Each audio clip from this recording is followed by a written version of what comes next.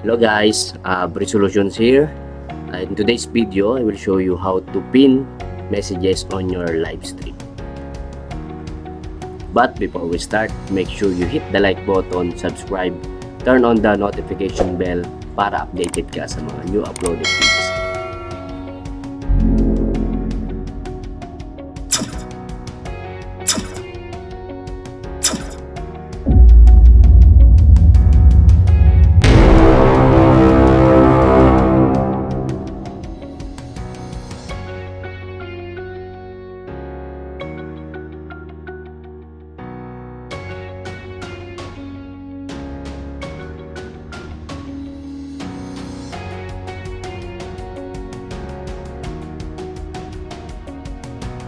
Type nyo lang guys, welcome, example, welcome to my LS.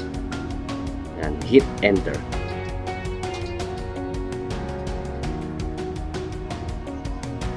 And guys, nakita nyo itong tatlong dot. Select nyo lang siya.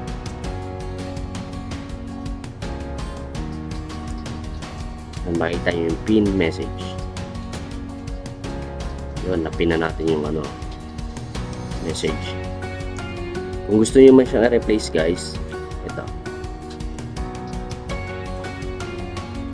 Thanks for coming guys. Hit enter ulit.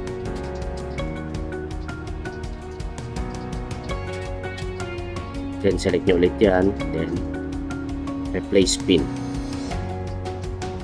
Napalitan na siya guys. That's it guys. Thanks for watching.